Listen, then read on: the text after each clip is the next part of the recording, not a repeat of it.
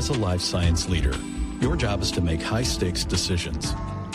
Scientifica Sessions brings you candid conversations with executives, innovators, and healthcare disruptors who've navigated launches in some of the most complex therapeutic areas.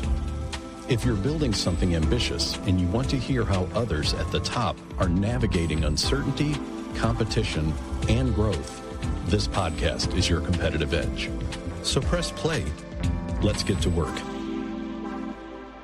Welcome to this episode of Scientifica Sessions.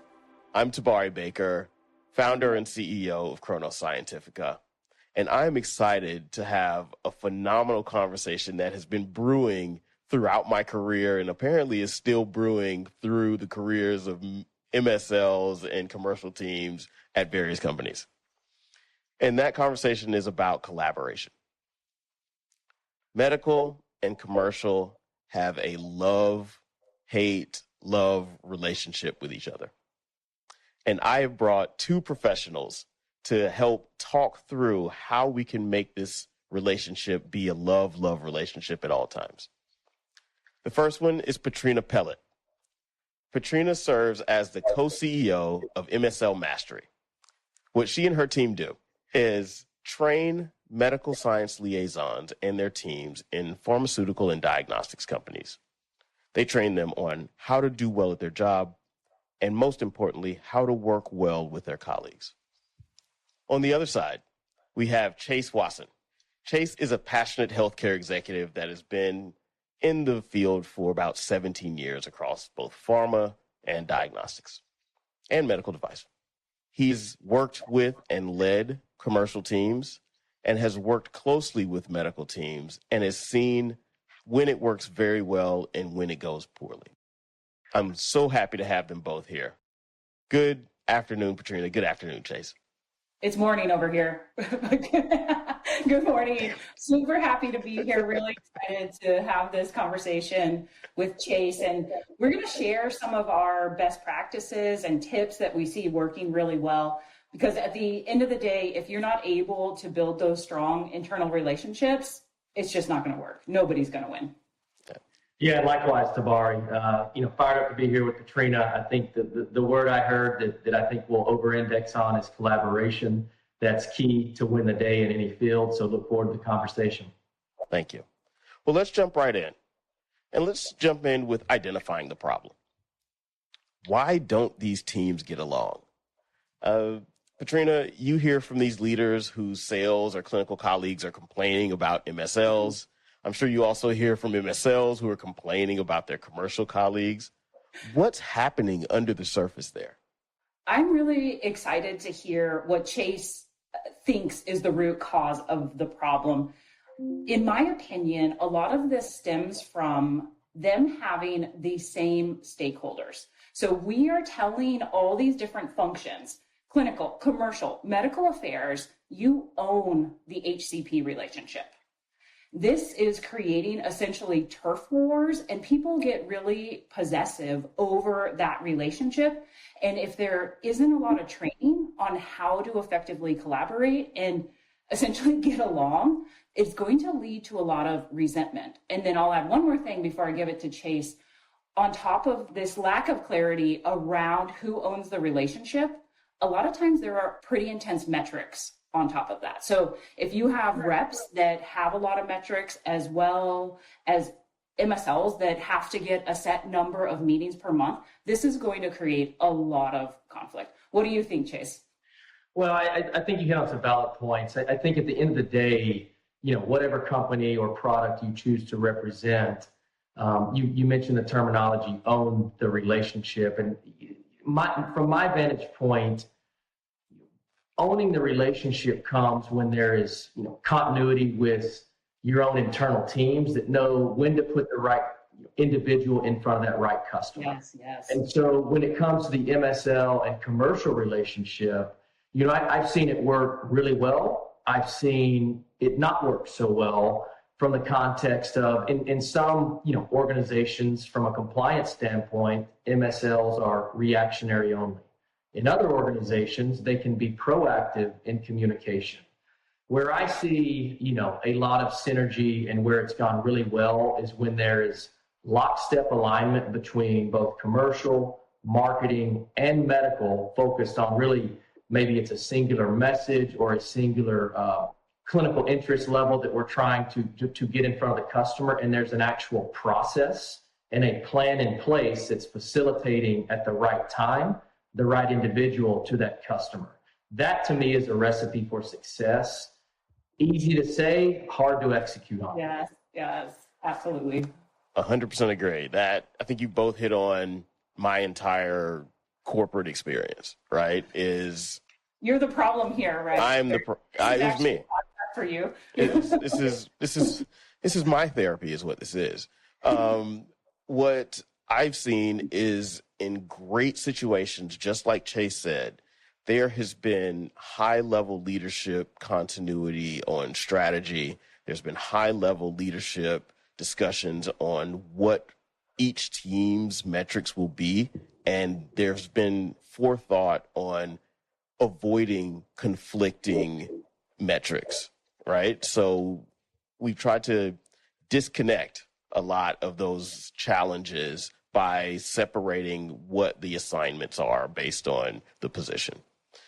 And just like you, Patrina, I've also heard all of the stories, right, of people saying, well, this is my KOL. And one of the conversations I had when I was in leadership was like, I didn't realize that we owned people here at this place, because that is not what happens, right? We are all in service of our company and of the key opinion leader or the HCP that we're having discussions with. So, I think that's right. I think you both hit on that kind of undercurrent of a challenge, right? Sometimes it's strategy. Sometimes it's just people and metric. And together, that leads to a kerfuffle that either works well or doesn't work well in some company.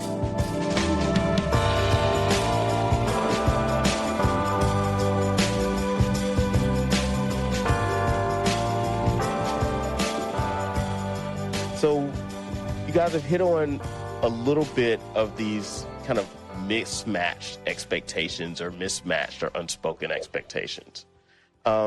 Which one of those do you think creates the most friction? Is it the strategy piece or is it the ownership piece? Which one do you think? Chase.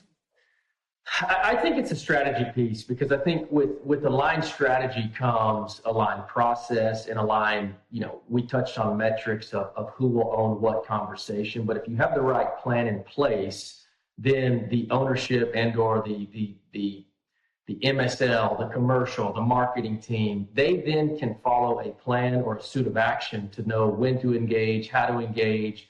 And, let's really call it what it is. And a lot of times the end user or HCP or key opinion leader, they may have a personality that connects better with an MSL. They may have a personality that connects better with their local commercial sales, representative.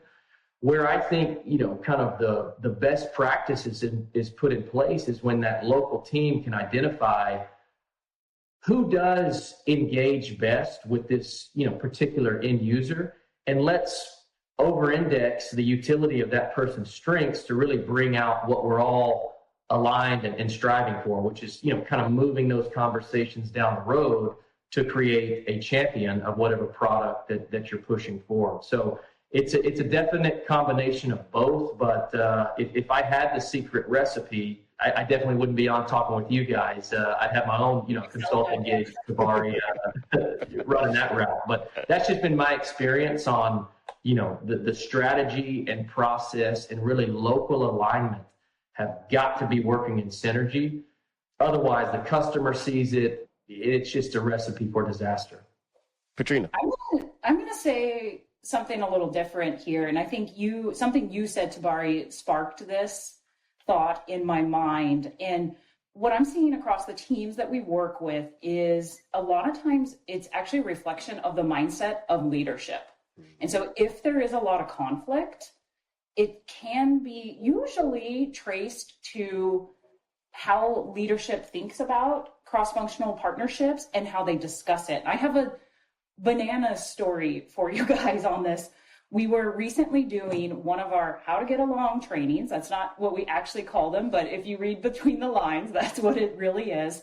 Part of our trainings, we have this fun AI tool, and we will set up a scenario where it's something that the MSL is encountering in the field. So it's very real life, and they practice it. Now, in this get along training, we had the scenario where they need to coordinate with a marketing colleague at a Congress. Who is going to own the meeting with the HCP? It's a co-meeting. Who's going to run it? And so the scenario is that the MSL has to have this discussion with the marketing colleague and get aligned. During the training, the VP of Medical Affairs said, oh, I want to do it. I'll do it. He wanted to do the practice role play. He was so nasty. I was like, oh, I thought, is this how you talk to your colleagues? Like, is this it? And I just really know, well, one, I thought, oh my gosh, how am I going to untrain this? And then two is, wow, is this how you view collaboration? And to give this person credit, he got a lot nicer towards the end and then got aligned on what was going to happen at the Congress. But I think teams that do really well have a really strong leadership mindset around it. And that trickles down to the field. And I imagine that would be true for what Chase was describing with the process, the strategy and the process, because you've got to, if you have great processes in place to get aligned, the leadership essentially needs to be like, yeah, this is awesome, guys, not talking it down. What do you think about this mindset? Yeah, no, I like it, Patrina. One thing I'd over-index on, and I think the biggest miss a lot of organizations make is establishing role clarity at the beginning, even onboarding new, whether it's commercial sales, leaders, marketing, but MSLs in particular. These are very highly educated, highly functional, kind of nuanced in whatever particular field they're being hired, and tasked to now walk into a corporate arena where there's a lot of different stakeholders. There's a lot of different, I would say, targets that the sales teams are trying to hit. So a lot of times it's just understanding who's in what lane. And then as we're all in our lanes, we're ultimately trying to get off to the same exit together. But how do we get in the same car and hit the pedal to the metal the fastest? And a lot of that comes down to efficiency, alignment, collaboration. But that can't be established until your point, leadership's aligned, and onboarding or training, there's a very clear, definitive plan of how to operate within your teams and really, cross-collaborate best. Do we have sound effects here, Tabari? I feel like I need to give some cheering after that. in the background, my producer is going to hear all of this, so I'm like, dude, put in cheers here. So perfect. I think good. Going along what Chase was saying, we see this with medical teams all the time. They're not even super clear on their role. And it's to Chase's point earlier about reactive, proactive outreach, and it is very challenging. And I think across the industry, there's quite the gap on role clarity and defining it. It's crazy. I'm doing another training project with another pharma company, and they were telling me that even some of their reps can talk proactively under, SIUU. SIUU. Yes. Which is, and then she said the reps are really nervous because they know it's off label and they know they're not allowed to do that. So I think it's so nuanced. And sorry, Tabari, I think you want to add something. No, you're absolutely right there. I have had to talk to companies about how to effectively use SIUU. And for those who don't know, SIUU is a very, very recent FDA regulation change that allows for commercial colleagues to have off-label conversations and that not be considered an off-label claim for the product that the company may be selling or promoting. And this is new. And so that adds a complete different confusing layer to the conversations or the strategies that either medical or commercial should have. SIUU is so broad that it also allows for marketing material to be made that mentions an off-label use. Wow, I didn't know the marketing. Yeah, so you can actually have a piece of material that a commercial colleague can take and say, yes, this is off-label, and recognize that it's off-label. Here's the data that supports it, and that commercial colleague can talk to it. So there is a lot of nuance now from an operational perspective on how commercial and medical, once again, work closely together. So I think that there's a lot there. And I think the problem statement is even bigger now that regulations have changed. But at the core, I think both of you have hit on the point. There's a strategy need, there's a mindset need, and there's a clarity need that seems to be the big problem.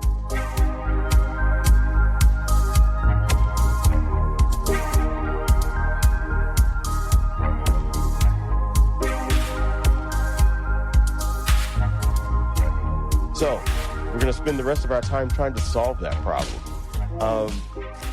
I think the easiest one is actually mindset, right? It's the easiest one to talk about. It's probably the hardest one to implement on an individual basis. One thing that I know Patrina works on is empathy, right? And influence. So, Patrina, I think that's probably the core nugget or the core piece of a mindset that both teams need to have in order to have an effective, collaborative, operating team. Can you talk a little bit about how you think about empathy and influence? One, I love that you associate me with empathy. I really appreciate that. A core gap that we see in the teams we train and that's related to this is not being able to walk in somebody else's shoes or understand what their world is like. And this is creating a lot of conflict. I got another story for you guys. In one of our trainings, we do this workshop. We call it your stakeholder support map. And we map out who MSLs have to interact with.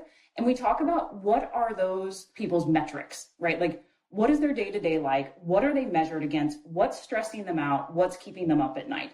With a team of MSLs, and this was an advanced team, a senior team that also acted as internal strategy leads at this organization. We asked them, what are your clin devs counterparts metrics? Not a single person knew. It was zero, literally zero. And so I think this is tying back to what you mentioned around empathy. You've got to understand what's going on in their world and be able to put yourself in their shoes. And I would love to know what Chase thinks about this. Well, I think, from a competitive mindset standpoint, anybody that's in this healthcare realm is obviously focused on, patients first and partnership with providers at the forefront. But all that being said, there's still a scoreboard, right? And I think everyone at whatever company that you're representing, if you're in medical, if you're in commercial, if you're in marketing, at the end of the quarter, the scoreboard, you either have a win and or a loss. And I think, once, to your point, Patrina, if the medical teams truly understand how, maybe in this case, the commercial teams are being either incentivized or scored or ranked, et cetera, that then helps their alignment to better understand why maybe they want to over-index on a certain, disease state or topic of interest with a particular provider. One example I can give, and he's a great friend and probably I've learned the most from on how to work with your MSL counterpart and get the most value on both commercial as well as leveraging kind of the skill set that they bring to the table. And I'll take you back many years to my time at AstraZeneca Pharmaceuticals when my good buddy, Dr. Jonathan Respress, who's now a global TA head at GSK, here we were early in our careers working in partnership, launching, number one, a new indication, new therapeutics in the cardiometabolic side. And a lot of what I've learned in partnership with the MSL side came from observing not only how he interacted with customers, but how he was able to, in my opinion, leverage the science, but also in a compliant manner, talk about what's in it for the provider and why this matters to make at that juncture of my career, convincing a provider their willingness to change or their thought process through the clinical points he was making, I can tell you, we had a great time tag teaming my role of positioning the commercial benefits of access to care, different ways we could enhance the practice through a variety of initiatives that we had at the time. But I think the relationship piece of understanding how each one is really judged or reviewed or scored is key, so that then you can have alignment, and then you are lockstep marching toward the same goal with maybe just different talking points or action items or missions within your own particular wheelhouse of medical, commercial, et cetera. But it all starts with, in my opinion, alignment and understanding what's important for Tabari as the MSL to get accomplished this quarter. What's important to Chase, and then we meet, and then we go put the plan in place. What would you say was your mentor's secret sauce when you were shadowing him? Like what was his magic? Well, I just think from a mentor side, obviously being around great leaders at a variety of different companies, but I think once you see it, and I'm big in, you don't know what it is until you see it. And in this particular instance, and it's probably why Jonathan continues to climb and has done so well for himself professionally, is Jonathan had it. And in my opinion, what makes an MSL extremely value add to a practice and or a provider is the ability to communicate and then make it relevant in a very, I would say, layman's terms, so that not only the customer understands it, but also their own internal commercial counterparts, because the best teacher is oftentimes being a great listener. And so it just helped me craft my message just by spending time with Jonathan during all of our time together. Yeah, we need more Jonathans in the world. Well, you better call GSK and unload a Brinks truck to get him. Yeah, I think you're both absolutely right that there's a communication piece, there's a comfort level and an understanding kind of on the tactical side for medical that they have to be really good at in order to be successful, full stop, but then be also successful collaborators with their commercial colleagues. I think simultaneously on the other side, the commercial colleagues understanding that, yes, medical has metrics too, right? And understanding that we're not just here reactionary sometimes, right? Or understanding that their leadership is also giving them potentially different things to communicate because it's two different sides of the house. But I think that big red wall that always stands in between medical and commercial is breaking down slowly, or maybe quickly with SIUU. And now there's a real need for companies to be able to find those people, to your point, Chase, with it, and those who are empathetic and thinking about what the other side needs. The one comment I should have made, Tabari, and I'd be interested in your perspective on this too, Patrina, but a lot of times, in my experience, the MSLs that I've worked with across the country are oftentimes more knowledgeable than even the end user and or the provider sometimes, in particular niche, disease states, diagnostics, tools, devices, et cetera. But where I see a big gap, and this is where I think there needs to continue to be more commercial partnership, is understanding how to position that MSL and introducing them the right way with their credentials, with their background. A lot of MSLs, for better or worse, are probably not as braggadocious or confident in front of the customers as sometimes commercial folks might pretend to be. So I think there needs to be a playbook, per se, of how to introduce this asset to a particular customer. I don't know your thoughts on that, Patrina, or if you've seen any best practices or what that looks like. Well, MSLs don't even know their elevator pitch, right? So if they don't know their elevator pitch, how is their commercial counterpart going to introduce them? And so I think this is definitely a gap. I wrote an article recently, maybe Tabari, we could put it in the show notes, where we give a formula for how the MSL elevator pitch. And yeah, it's geared towards MSLs, but anybody listening can tweak it to make it relevant to you. But I think we put 3 or 4 different formulas for it, from how do you introduce yourself to your grandma? How do you introduce yourself to your commercial counterpart, a KOL, et cetera? So yeah, I 100% agree, Chase. This is a gap. If you can't even introduce yourself and introduce your value, how is your commercial counterpart going to do that as well? So 100% agree. Yeah. We're getting closer, guys. So that's one solution I heard. I got some more. We've got more solutions. I want to hear more. Okay, I've been taking some notes because Chase is giving me such great ideas. Sorry, I interrupted you. Do you want to add anything? Nope. Go ahead. Okay. One thing that we see a lot of and we feel a lot of, and I would love to know what Chase thinks too, is that medical is known as the no police.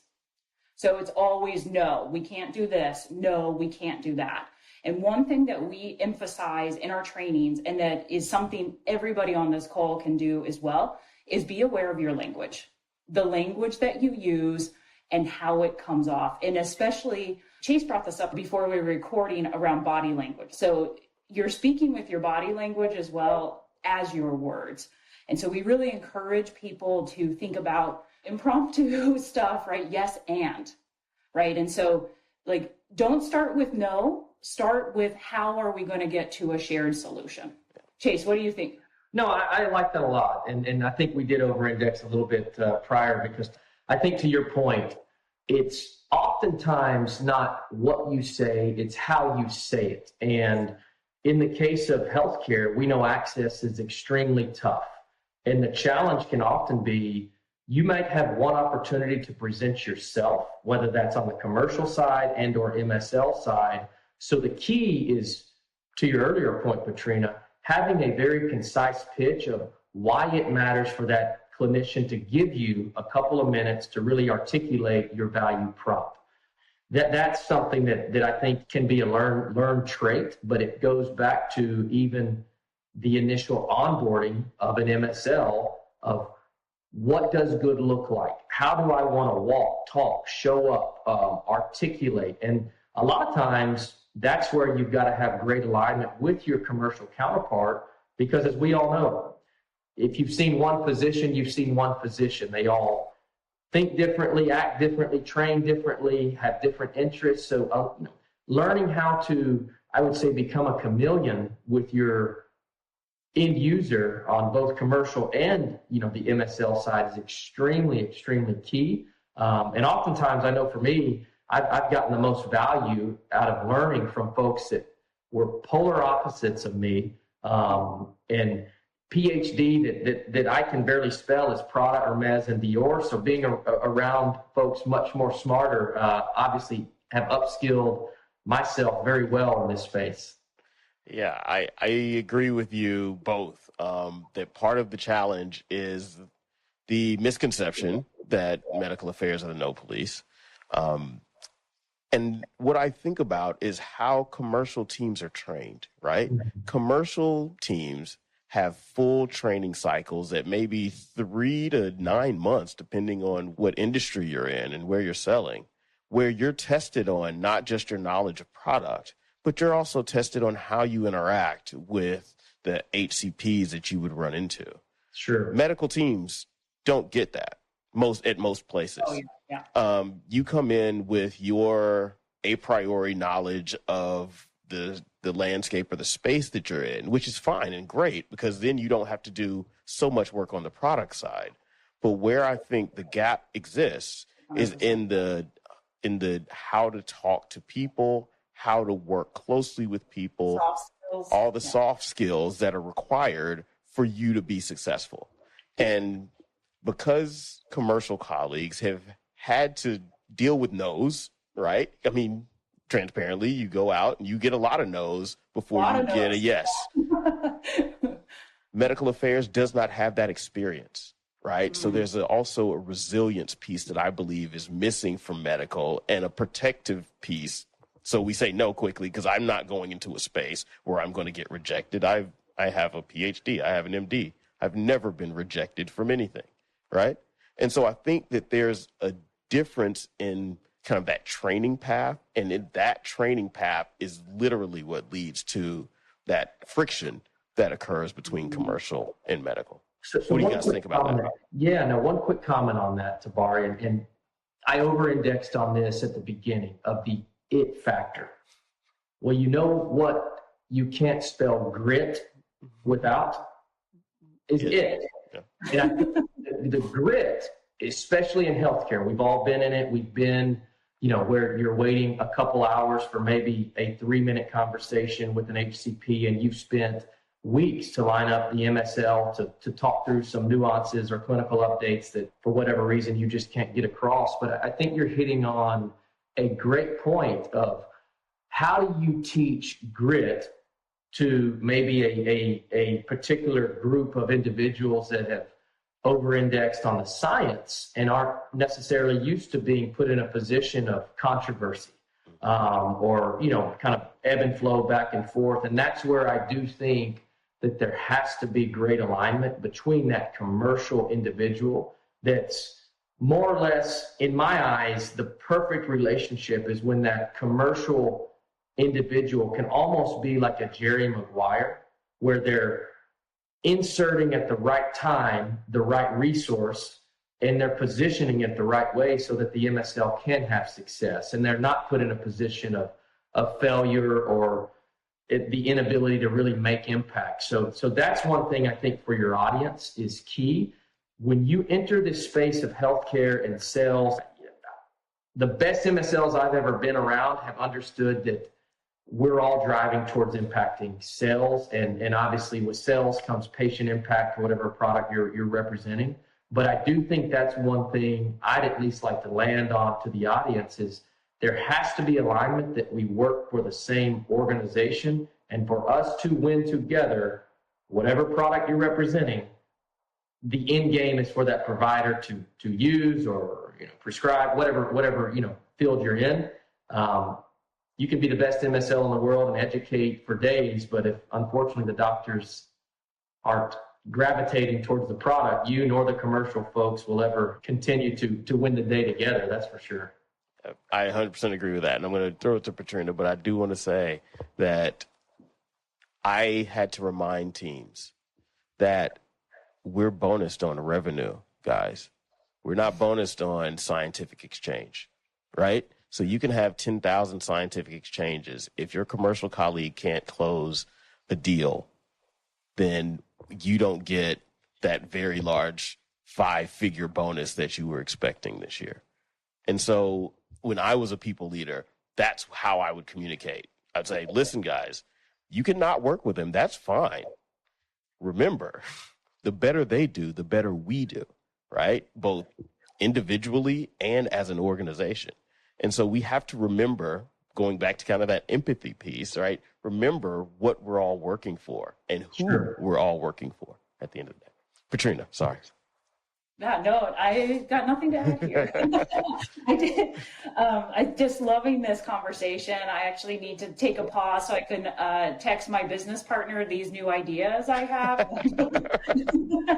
But I think you're bringing on or bringing up a really good point around the training gap. And my firm specializes in soft skill training. So we don't do any scientific training for the MSLs. And I think it's exactly what you're mentioning. So some teams and some companies that are smaller, they don't even have a formal training program at all for even the science for MSL. So they'll be like, here's a stack of 100 papers, figure it out. Other companies, the large pharma, tend to have 8 to 14 week training cycle. It's not even a cycle, training programs where the MSLs get field certified. We see a lot of MSLs actually fail the certification or the checkout presentation because it's so focused on the science and not on the it factor, like Chase is saying and whatnot. And so I think, yeah, you really got me going here. Like we need to bring in more of these official life skill, whatever we want to call them, soft skills. I don't know how you guys feel about the word soft skills, but this communication piece and presentation piece. And that's all I got. Yeah, it's the gap. That's the gap. If that gap is filled, I think both sides understand each other. One, we've gotten the empathy done. Two, they're communicating better and communicating towards both the needs of either side, right? And then hopefully, fingers crossed, everyone gets a 7-figure bonus at the end of the year, right? So, Well, you're really stretching out here tomorrow. I want to help. I'm here to help. So.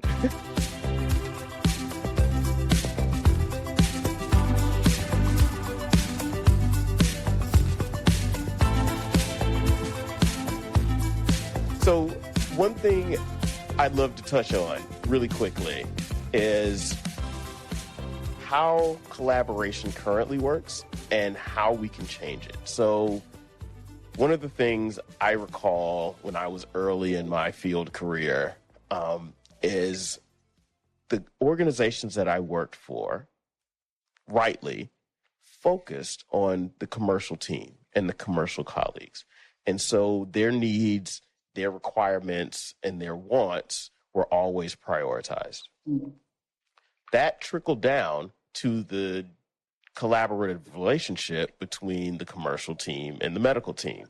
In my experience, it would be that if commercial said something, that's what we're going to do. If commercial needs you, that's where you're going to go. Where medical felt disempowered to be able to say no in a creative way, but say that let's pivot and let's make sure that this is strategically working for us. So medical then feels steamrolled. That becomes a cancer that grows inside the medical organization and leads to that friction that we've all commonly seen. So how can we prevent that steamrolling from a commercial side? And Chase, you mentioned a little bit about how you're used to getting no's and you need grit and those types of things. So how do you help from your seat a medical colleague who just doesn't understand that or doesn't have that life experience? Well, I think that comes with, obviously, even in the hiring process, right, of identifying individuals that have dealt with adversity and understand that in this space, indications fail, drugs go off patent, competition evolves. So it comes down to, and you've probably heard us over-index on this term, at least I've heard it a ton, alignment from the top down. And unless you've got medical leadership and commercial sales leadership that are, I would say, lockstep on priorities to drive revenue, as well as, continue to evolve clinical endpoints and new indications or new advancements in the science, if those two priorities aren't aligned, you're going to get a lot of mismatch communication, a lot of fragmented themes across the country where different pockets just function differently. And so, I think the recipe is leadership from the top, being in alignment, having a profile that you feel works well within your organization, and every org's a little bit different on what they look for in an MSL, but I think having a profile of what good looks like, no different than if you're running a college football program. If you're at the University of Alabama, you're not recruiting a 6'1", 270-pound right tackle. They have a plan and a playbook per se that says my left tackle needs to be 6'7" with a variety of different intangibles. I think that same playbook can be implemented for hiring of MSLs, commercial leaders. Everyone does not need to look, talk, think, act the same. However, there needs to be a process and a talent kind of identification plan to where if I'm at organization X and I'm an MSL, for the most part, I'm going to be lockstep in communication style, in training, in collaboration with my commercial folks. Otherwise, you're going to lose to the companies that do operate that way. Yeah.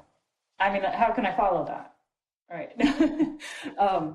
I totally agree, top down. I would also add that, and this is something that we bring to a lot of our trainings, And we know, as Tabari identified, this as a gap, especially for MSLs, brains remember frameworks. So coming in with a framework on this is how we collaborate at this organization, and then having that top-down implementation that Chase mentioned is really critical, right? Saying this is how we do things here, and then modeling that, and then actually doing it is key. Having those different coordination or collaboration frameworks is excellent, right? No, most people haven't been trained on that. We haven't been trained on this is how we do things here or not. And I know we're going to wrap up, but I wanted to give you guys the listeners as well, a very practical tip for a gap that I see. And this is especially for the sales medical relationship. And so going back to what we said around shared goals and understanding their metrics. And in our trainings for this, we do little quizzes, and we have a quiz. What's the fastest way to make a sales rep mad? And I put in there as an answer, you eat their pizza. Nobody selects this one. I don't know why. But one core gap that we hear about and that comes up in this quiz all the time is that MSLs, and let's say everybody really, except reps, I would say, are really bad at follow-up. So something that you could do to help improve your trust, your relationship, your coordination, and your collaboration at your organization is have thorough follow-up. Now, think about this from the sales MSL perspective, because we know that reps, they live and die by their relationships, right? Their relationships with providers are everything to them. And so if an MSL is going in there, talking to their provider and not following up, you're burning a bridge right there. And so I know that's a very specific example for medical and sales, but think about this across the org as well. Like, it's annoying if you have to go follow up, or it's annoying if somebody doesn't give you the information you need. So I hope, I think Tabari's taking notes here, guys. He's like, oh, I got to do my follow-ups. No. I do. I'm horrible. I'm a horrible follower-upper. But yeah, that is absolutely key. You're absolutely right that one of the things that will get you a long way in life generally is just following up. This is a life lesson here. This is not just about medical and sales collaboration. This is a life collaboration. Follow up with your wife, right? I'm guilty of not doing that. So follow up is key. If you were a part of a meeting that a commercial colleague, and I'm speaking from the medical side because that's where I sit, or used to sit. But if your action item was to send a paper, send the paper. Right? Send the paper. Just send the paper. And then follow up with your commercial colleague and tell them that you sent the paper on that date. That's 2 follow-ups, right? So it's not just the one to do what the action was for the HCP. It's also let your commercial colleague know you did it. And ask your commercial colleague, what else can I do to help you?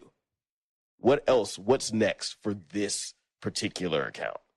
Are there other accounts that are in a similar place, right? I can send this paper to 10 people, no problem. Just give me the go. That Chase is nodding because he's like, yes, that's exactly what I want my MSL to do. Tell me. Yeah, it's like, hey, do the job for us, and just let us clap on the sideline. But no, I think your point is well made. And the only thing I was going to add to it is a lot of times, at least in my experience, the MSL is doing a ton of stuff. They're just not communicating to their own internal folks on what all they're doing.